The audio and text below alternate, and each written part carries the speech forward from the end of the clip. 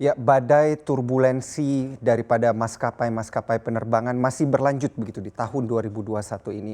Banyak yang mengatakan bahwa mungkin tahun 2020 menjadi tahun yang paling berat begitu ya untuk maskapai-maskapai penerbangan kita untuk bisa kembali lagi recovery begitu ya ketika ada fase recovery ekonomi di awal tahun 2021 ini. Tapi sepertinya ini masih jauh dari hal tersebut karena data-data yang akan kami tampilkan berkata berbeda begitu ya. Tahun 2021 ini masih menjadi tahun yang akan menjadi turbulence begitu ya, dan masih menjadi era turbulensi di industri aviasi. Seperti apa turbulensinya, sekencang apa dan sekuat apa maskapai-maskapai penerbangan secara global termasuk di tanah air bisa bertahan. Akan kita bahas ya, era turbulensi di industri aviasi. Awalnya kita mulai dari bagaimana perkembangan transportasi angkutan udara ini adalah cerminan begitu ya di sepanjang tahun 2020. Data kami ambil dari BPS terkait dengan penerbangan domestik dan juga penerbangan internasional. Kita melihat yang domestik terlebih dahulu karena ternyata sektor pariwisata dan juga penerbangan ini didorong oleh sektor pariwisata dengan penerbangan-penerbangan domestik begitu ya. Jadi banyak daripada masyarakat Indonesia atau mungkin Anda yang melakukan staycation begitu ke beberapa daerah di wilayah Indonesia ini, ke Bali misalnya atau ke Sulawesi, kemudian ke daerah-daerah lainnya yang menjadi tempat wisata, itu ternyata kalau kita lihat dari sisi Badan Pusat Statistik datanya menunjukkan ada kenaikan begitu ya di sini di akhir tahun 2020 di Desember berada di 3,66%. Namun sayangnya angka kenaikan 3,66% ini memang masih sangat jauh begitu ya. Kalau kita bandingkan dengan tahun 2019 yang ternyata total orangnya yang melakukan penerbangan dari sisi domestik ini 76,69 juta orang begitu. Atau kalau kita langsung lihat secara garis besar ada penurunan 57,76% menjadi hanya di kisaran 32 juta orang. Sangat masif tentunya. Apabila Anda membayangkan ya, atau Anda membayangkan Anda menjadi salah satu bos begitu, pemilik maskapai penerbangan. Melihat angka ini tentunya Anda pasti menjadi sport jantung ya, deg-degan bagaimana nantinya di tahun 2021 angka ini bisa didorong kembali kalau kondisi pandemi COVID-19 ini masih tetap berlanjut dan tidak ada lagi stimulus yang bisa diberikan oleh pemerintah yang dapat membantu maskapai penerbangan. Artinya harus survive sendiri. Tapi kalau kita lihat dari sisi yang berbeda, tidak hanya penerbangan domestik, penerbangan internasional di Desember 2020 ini kita lihat datanya ternyata melandai begitu ya. Ada pertumbuhan namun sangat kecil, 0,06% di sini. Dari penurunannya pun juga lebih besar begitu ya, di kisaran 80,6% dari 18 juta orang menjadi 3,6 juta orang saja. Anda tahu bahwa beberapa daerah di Indonesia seperti misalnya di Bali, pendapatan terbesarnya didapatkan dari sisi pariwisata dan tentunya memberikan pemasukan juga dengan penerbangan internasional. Jadi dapat Anda lihat di sini chain efeknya atau efek berantainya.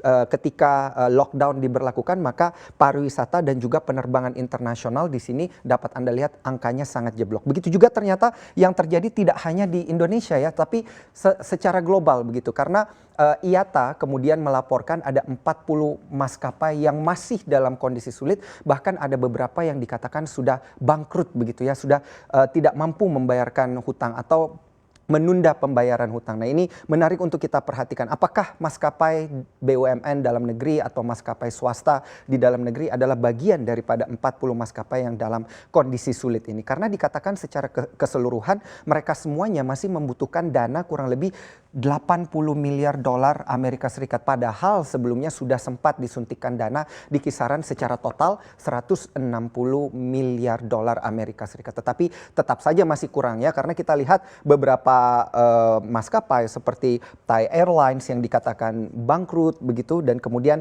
ada juga KLM Air France yang kemudian harus mem-PHK 1.000 karyawannya setelah pada tahun sebelumnya di tahun 2020 mem-PHK di kisaran 5.000 karyawan begitu ya. Jadi badai PHK-nya pun masih berlanjut, turbulensinya masih tetap berjalan. Ini pun juga angkanya dinaikkan karena dikatakan awalnya akan mem-PHK di kisaran 800 orang, kemudian ternyata pada akhirnya yang di PHK adalah 1.000 karyawan. Thai Airlines bangkrut, kemudian harus melakukan restrukturisasi utang dan sebagainya agar operasional daripada perusahaan kembali bisa dijalankan. Begitu juga hal yang sama terjadi pada beberapa maskapai penerbangan seperti yang kita dengar sebelumnya ada AirAsia yang juga kemudian menunda pembayaran utang dan terkait masalah cash flow dan lain sebagainya. Boeing dan juga Airbus yang dikatakan merugi sudah jatuh tertimpa tangga pula ya di tahun 2020 banyak sekali, dan tahun 2021 banyak sekali kondisi-kondisi kecelakaan pesawat begitu yang terpaksa harus mendorong Boeing dan juga Airbus ke meja hijau begitu. Banyak keluarga korban yang menuntut dan juga banyak perusahaan-perusahaan bahkan negara begitu ya yang menuntut Boeing dan juga Airbus. Kita lihat untuk catatan keuangan daripada Boeing sendiri di tahun per September 2020 ini dikatakan minus begitu ya. Minusnya di kisaran 3,5 miliar dolar Amerika Serikat begitu. Angkanya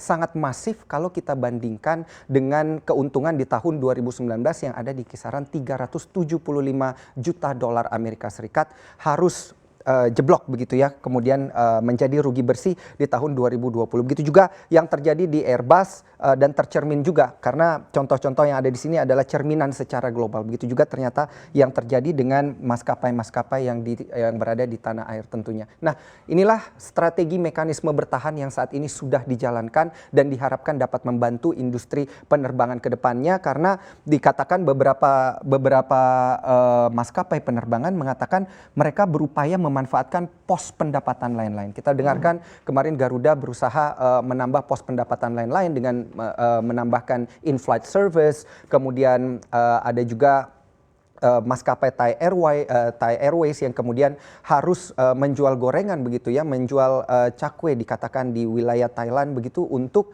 kemudian mendapatkan pendapatan dari pos pendapatan lain-lain begitu ya. Kemudian yang dimanfaatkan adalah sisi daripada divisi catering begitu daripada penerbangan yang masih bisa kemudian memperoleh cash flow begitu ya. Sebegitu beratnya bahkan beberapa maskapai harus kemudian mengembalikan pesawat seperti yang dilakukan oleh Garuda saat ini yang dikatakan oleh Menteri BUMN Erick Thohir diminta untuk mengembalikan pesawat-pesawat CRJ1000. Ini menarik untuk kita perhatikan selanjutnya bagaimana nantinya minus yang diciptakan di kisaran 30 juta dolar Amerika Serikat tersebut bisa ditutupi begitu ya dari yang dikatakan nilai sewanya ada di 27 juta dolar Amerika Serikat. Nah, ini kalau kita lihat dari sisi lain ada maskapai AirAsia dan juga maskapai lainnya begitu yang menggunakan strategi flight to nowhere ya, bayarnya murah, kemudian apabila Anda ingin berjalan-jalan dengan menggunakan maskapai penerbangan begitu bisa menggunakan